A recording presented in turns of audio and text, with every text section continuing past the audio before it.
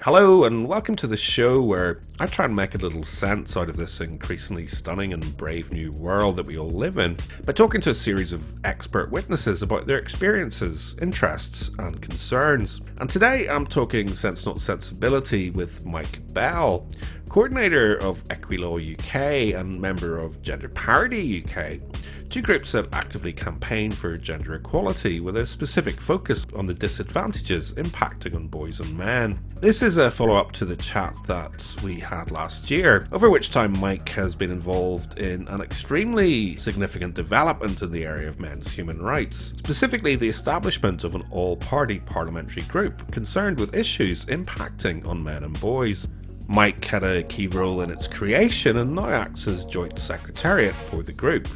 And if you haven't already, you can find out all about the APPG by watching the short video linked in the show notes where Mike explains the aims and ambitions for the group.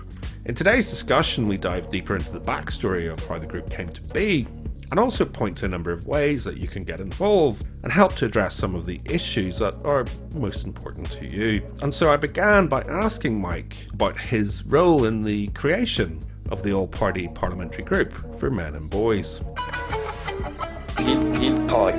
How did it come to be? How did it come about? So Chris Badley, who lives up in the northeast, just contacted me at the beginning of December to say, of 2020, to say, what about an APPG? And I thought, that's an interesting idea. Yeah. So I contacted various people, and then I wrote to Philip Davis. Philip Davis is a sort of the MP who's been holding the fort for men's issues for a number of years, sometimes with a certain amount of flack. So I just simply asked him, did he think it was a good idea? And he said yes. So, but then he pointed out that the main problem is you have to get members and you have to get Labour members. So the first thing we did was we tried to identify parliamentarians who are likely to be on side. So we trawled the International Men's Day event, for instance, and where anybody was talking in a favourable way, we kind of contacted them with a nice friendly letter. Similarly to, I can't remember precisely which debates, but, or maybe it was looking up the early day motions, those sorts of things. We did a little trawl to see who was likely to be interested and wrote them nice friendly letters. This was totally and completely ineffective. We didn't gain a single person by being personal. So then we just did bulk emails. So probably sent out, over a few weeks, probably sent out, I don't know, over 1,000 emails. Okay. And fairly soon identified some Conservative MPs and a small number of peers. And one of the peers was Labour. So I asked this peer if we could use his name, that is, say, I'm writing on behalf of. So I did that and got some, so I wrote to Labour peers that way. I also wrote to Labour MPs. It's proved totally impossible to get any Labour MPs. Wow. And some of the early feedback I've got gave me the impression, not certain, that they are concerned about backlash from some members of their party. You know, it's what we know in general is if you speak up for men, you can be accused of misogyny. But of course, you know, it's like, well, if you're talking about boys' underachievement in primary school, I mean, this is scarcely misogyny, you know what I mean, or male suicide. I mean, how can being concerned about male suicide be some sort of attack on women? I mean, it just doesn't make any sense. But and well, that's interesting. Just to pause for a minute, kind of. So you got the impression that there might be interest from some of the Labour MPs, but essentially that they felt they couldn't for political reasons. Is that fair?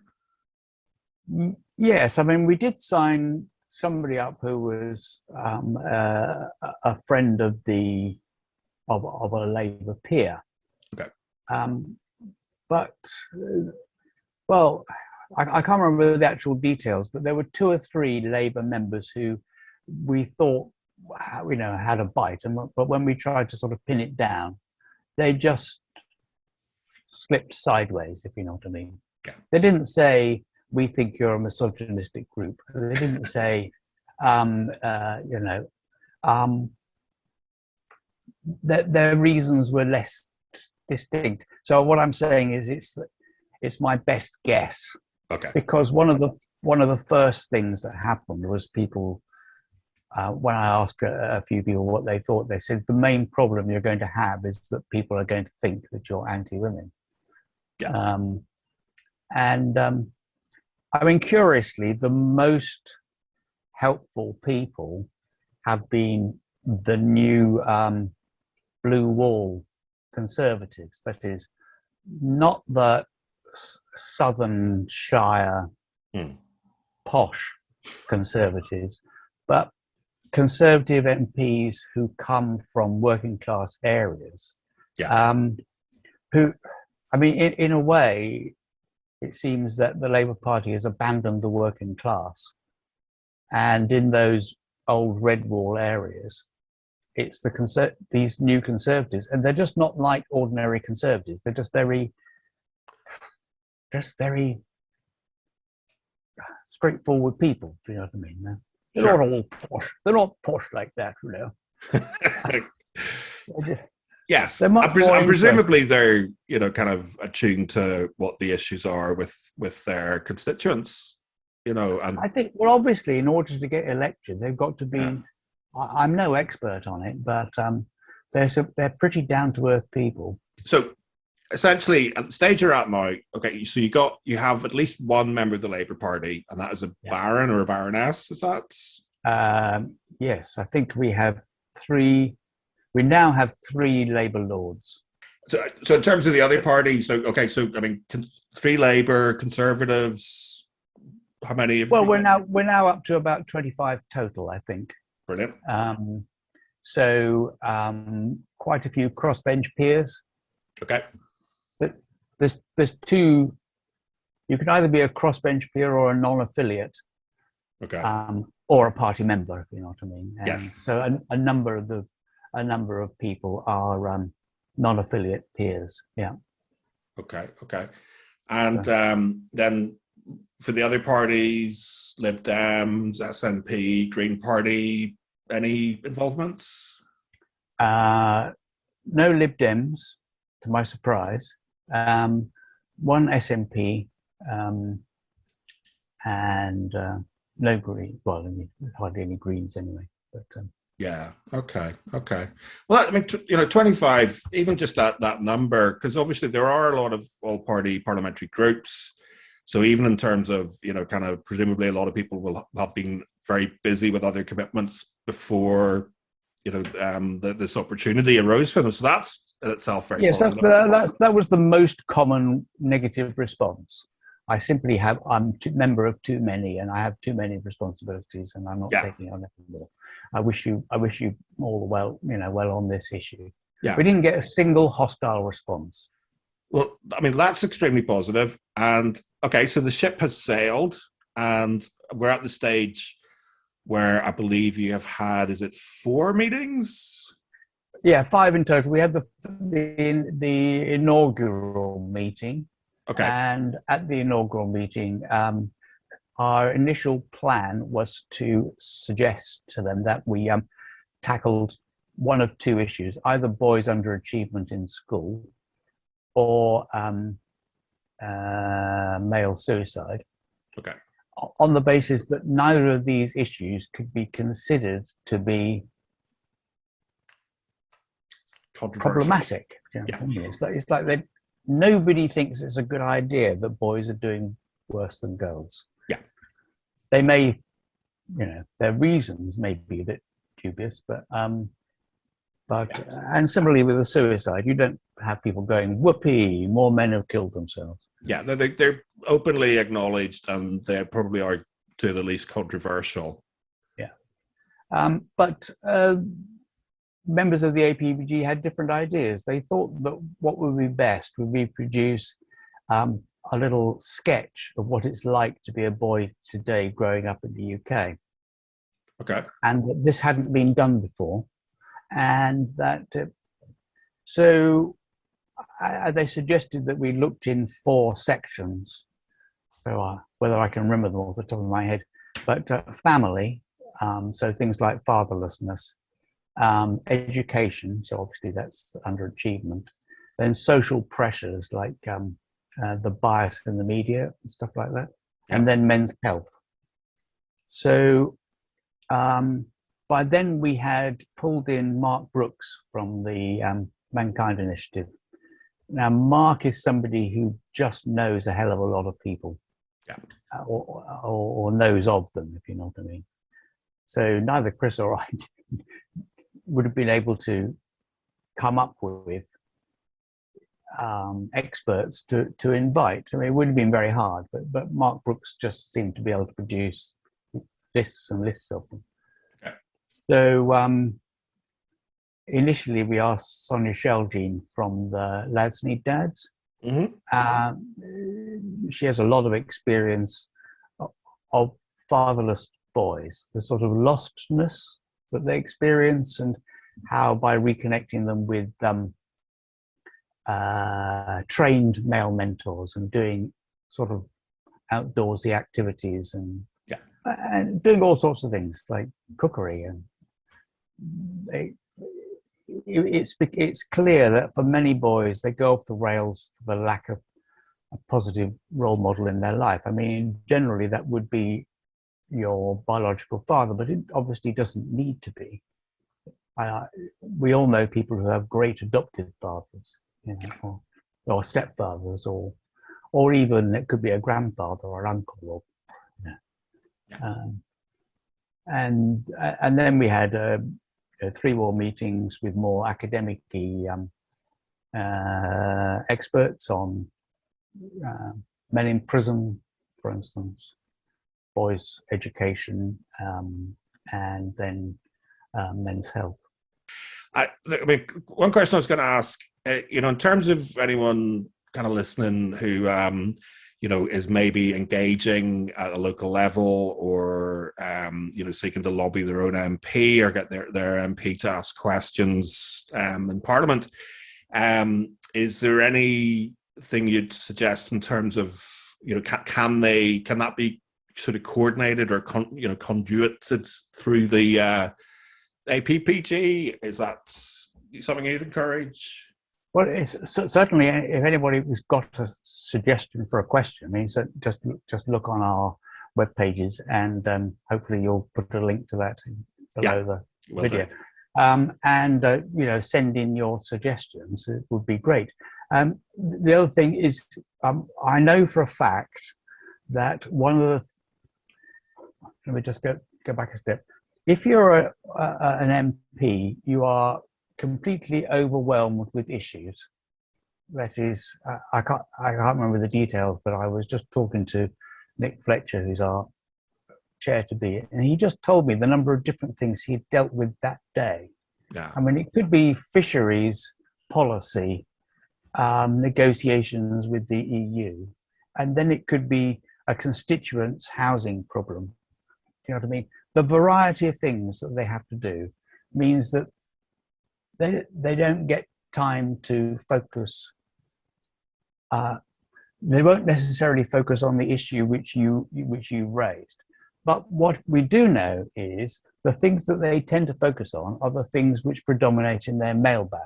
Yes. Yeah. So even if you as an individual write a letter, get an unsatisfactory response, it is not all lost. Yeah. If we could send more letters, keep them short, make one clear point. If you've got some evidence, put a link to it. don't produce reams and reams, because honestly, nobody will read it. Yeah. Nobody's got the time. Make sure that your main point is in the first paragraph. I'm writing to you, I am your constituent, make sure that you say that in the first line, I am your constituent, and put your address in. So that gets you past the first hurdle. Yeah. Because you get this automated response, we can only deal with people who are our constituents. And then say, I would like you to do X, Y, and Z. Yeah. And then a couple of paragraphs to explain why. And then maybe some links or something like that. And send it off. And if you don't get replies, phone them up. Yeah. But that's another thing that I found is if you don't get a reply and you phone the office, I have yet to have a negative response.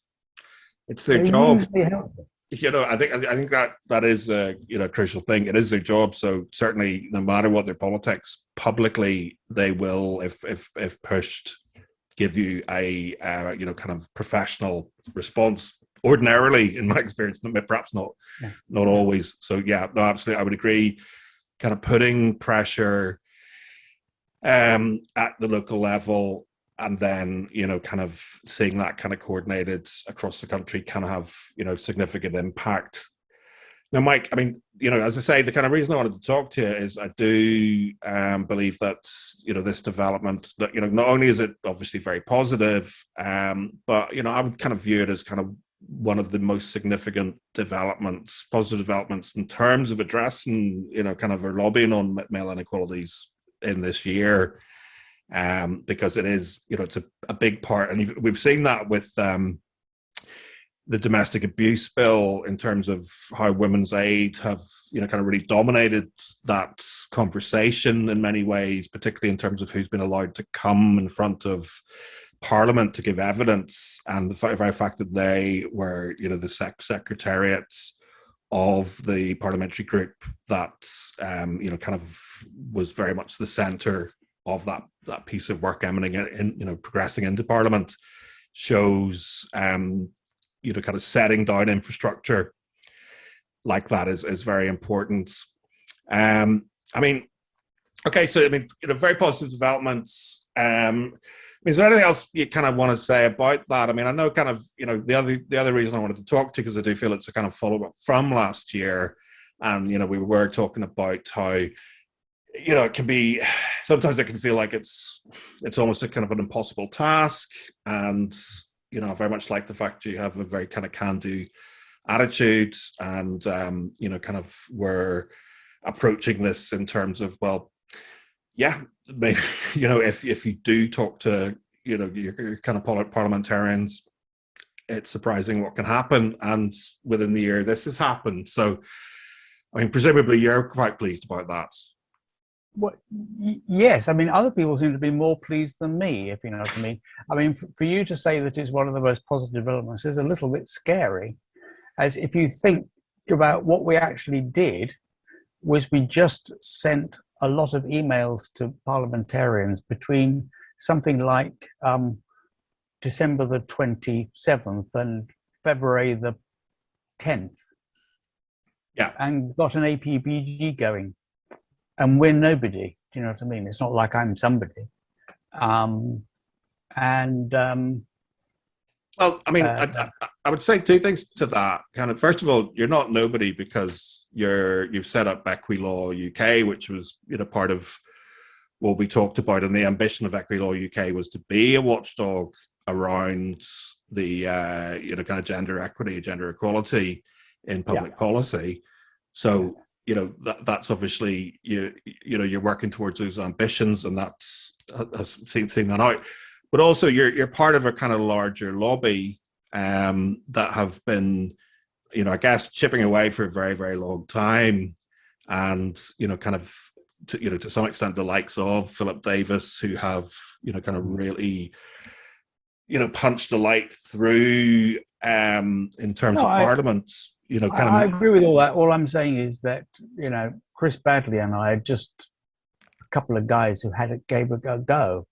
Yeah. It's not like we were already in a position like a journalist who regularly wrote in the Daily Mail, or a former MP, or do you know what I mean? We have we have no starting status, certainly with the MPs. But I just wanted to, when you were talking about the domestic abuse, I would say the starting status would be that they're good arguments, they're important arguments, they are areas that need addressed. Yeah. You know, what I mean is anybody can. I would say that anybody can become successful on a whole range of issues. I mean, this is what we've done is just one. You know Sure. what I mean? But let me just go back to the domestic abuse bill. Yeah, please.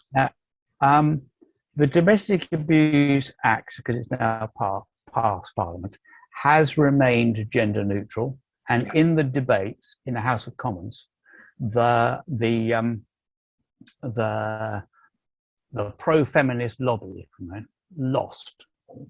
Sure. So we need to be clear that the government took positive action to ensure that the bill itself remained gender neutral. Now, the problem comes is with the statutory guidance. Now, statutory guidance is, if you like, how you implement the act. Yeah. And the draft which came out last summer was incredibly biased. It was as if the lobby had been told, no, you can't get it in the act, but we'll stick it in the guidance for you. Yeah. Basically, yeah. And so we sent in, for instance, this was before the APPG, I just kept writing in to the Home Office saying, are you going to have a consultation on this? And eventually, I'm part of a discussion one day on a Zoom call. It's like, so it just can't be done. Anyway, I'm not saying that I was particularly effective, but what's interesting is if you look at the updated guidance, which is the one published at the beginning of August, notice the normal trick. If you want to hide something, publish it just as the MPs have gone on holiday and ask for feedback in a very short timescale. So they published it on the 3rd of August and the deadline for feedback is the 14th of September. Okay, yeah. But anyway, however, if you look at the redraft, they have taken on board a lot of the criticisms which people like us have sent in. Yeah. It's actually a great improvement. It's not that the Home Office is totally closed to a well argued case. They have taken on board. I mean, it's still appalling in some respects, but it is a huge improvement, and we're pretty sure that we can make some improvement on that as well. So I'll just give you a few other ideas which anybody who wanted to just kind of approach. For instance, one thing that somebody is doing is writing to churches and asking them about their violence against women and girls strategy, and pointing out that Jesus said that all people are equal, and that having a violence against women and girls strategy and supporting it in this kind of politically correct way is not following the teachings of Jesus Christ. Okay. And what are you going to do about this, Bishop? Now, I will absolutely guarantee that anybody who engaged constructively in that debate, that is, it's not phoning the bishop up and saying but being constructive and saying, I'm sure you didn't mean to do this, and we'd like to help you produce a Christian response to violence, which reflects all genders and ethnicities and what have you. I'm sure that's what you want, Bishop, isn't it? We've written to the Pope to ask for his support. I can guarantee that you will get a positive response to that. Then give you another example. You know this thing in the news about the rate of conviction for rape has fallen to an all-time low? Yeah. So it appears they're going to be rape conviction targets. Yes. Yeah. Nobody's done this since Stalin. Yeah, well, I think arguably no one's done it since Alison Pearson, but possibly not actually in black and white writing. But 30% of people who are accused of rape should be found guilty and sent to prison is contrary to British justice. It's just not on. Yeah. So again, I would virtually guarantee that with a constructive lobby, this will not happen. But if nobody does anything and just grumbles, then it may well, it may well happen because the police will be given targets, and when anybody is given a target, they will try to meet it. You may remember Tony Blair and the waiting lists, people waiting on trolleys in hospitals. This was 20 years ago. Apparently, in one or two hospitals, they took the wheels off the trolley and called the corridor a ward to meet the target. Yeah, well, no, I mean, look, that is the thing, absolutely. The more pressure that is put on the publicly accountable servants, whether it's MPs or, kind of the likes of public authorities, etc., the more accountable they're going to feel. Kind of the lobby is very, very important. And that's, one of the reasons I think this is a really positive development. Obviously, there's a very, very strong, well-funded, and kind of just very well-trained, well-connected, very powerful lobby pushing certainly the feminist agenda, if not, kind of more broadly, the interests of women agenda, kind of regardless of, what happens to men, sort of thing. And you see it in different areas. I think the kind of misogyny, hate crime consultations are a good example, that you can end up with 90% of people saying this is nonsense, we don't want it, and the lobby can still kind of win out. But kind of, I suppose the perspective I would have is that it's very positive to get these sort of messages that these things can be done. It can be very difficult. There are many barriers for engagement on men's issues, not just by men, but by women also. And one of them absolutely is that men are very busy, kind of doing other things for other people, and that's, the very fact that both of us have come to this later in life, as opposed to, in our 20s or 30s, is almost sort of testimony of that. So in terms of kind of encouraging more people to get involved. So, for example, I know, kind of Gender Parity UK has, kind of various different ventures and activities. What would you say to people that do want to get involved, that do want to do something? What would you say to them? Well, first of all, ask yourself, do you really want to do it? Are you going to plug away and just be engaged in the process and not with a specific expectation of success? Because I think that's one of the things that has demoralized a lot of people, is when they don't achieve success, or if they think it's all a waste of time. Okay. But the women's lobby have not had that mental barrier. Okay, but they just plug away for decades. Okay, so in practical terms, would you say, do you need help with Equilaw? Kind of, is Gender Parity UK looking for more people to volunteer with them? Absolutely. What would be great is if I could, the reason why I haven't been doing The Ecologist in the way that I started to do is simply because I've now got diverted onto all these other things. So if somebody wanted to help with Equilaw, with The Ecologist, that would be great. Okay. If they wanted to join in with gender parity. We meet up on a Wednesday evening on Zoom, and we've got this huge list of things which we're trying to do. And of course, we can only do bits and pieces. To give you an example, one job which somebody could plug away at is there are a number of things like GB News, for instance, Okay. or Festival of Ideas, or Trigonometry, or New Culture Forum. There are a whole lot of potentially supportive media who we could do with a way into.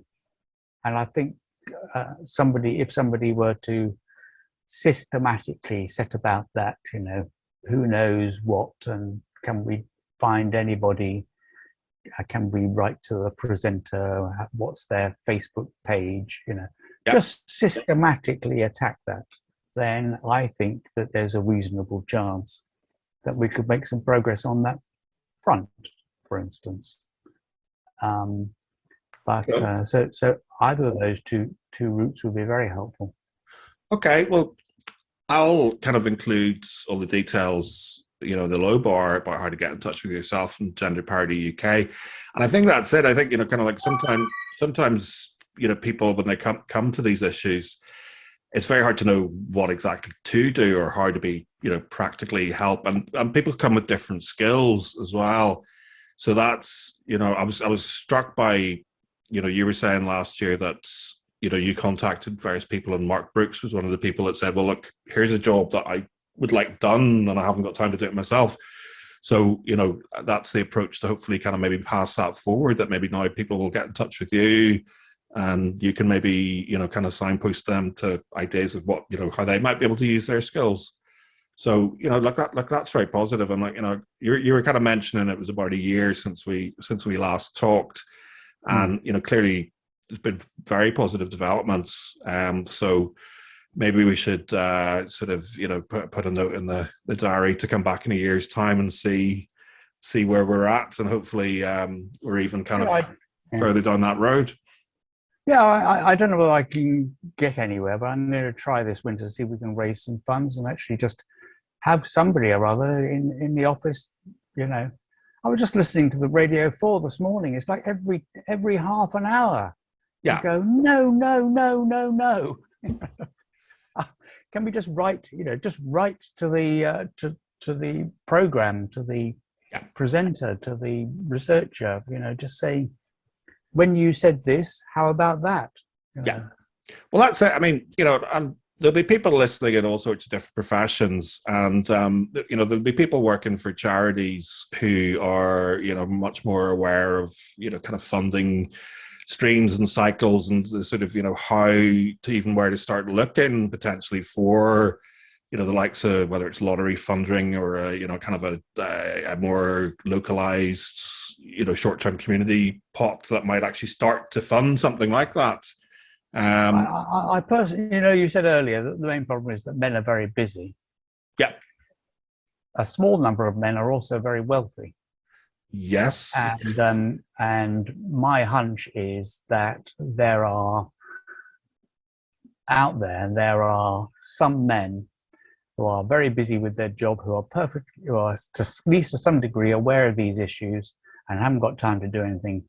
And a few £1,000s a year would not be hard for them to give. As the job does not entail fantastic skills, it's basically a plugging away at it job that I think that if we were able to pay somebody to do it, that would double the effectiveness in. Yeah. Well, I mean, isn't that pretty much how Aaron Pizzey got started with the refuge, kind of in individual donations. Yeah. And yes, and there's a lot of public money out there as well. And if you looked at how much is kind of spent in this area, kind of there's a lot spent, but there's not very much. So presumably, these issues are becoming more in vogue. As you say, that sort of the phenomenon of these Conservative MPs who are really looking to tackle working class issues that have been abandoned by Labour. These things all sort of kind of flow in. So hopefully, to use the sailing metaphor, we kind of get a good head of steam and go forward. And thank you very much. I'll be looking forward to catching up with you in a year's time, see where we're at. Any closing comments you'd like to make? Or well, I think just to reiterate my general approach is that far more can be done than many people believe. But it does require quite a kind of sober approach to it. So if you're feeling very angry, that probably isn't particularly helpful. I was thinking about how has it got to the point where I can phone an MP up and ask him to ask a parliamentary question and he'll say yes. It's like, what did I do right? I mean, sure. And I think it's you have to steer between, oh, hello, Mr. MP. I'm a sort of groveling little person. If you could possibly lend me your time, you know what I mean? You've got to steer between that and, hey, Mr. MP, why are you doing this bloody rubbish, or why don't you do this? You know, or a kind of more middle class version, like an angry version. So you've got to steer between angry and supine. And just when I phone these people up or talk to them, I just talk to them like I might talk to a colleague at work. Yeah. In a very straightforward way. And I think that, I don't know whether that is part of the success, but that's what I would have to say as a final word. Keep talking.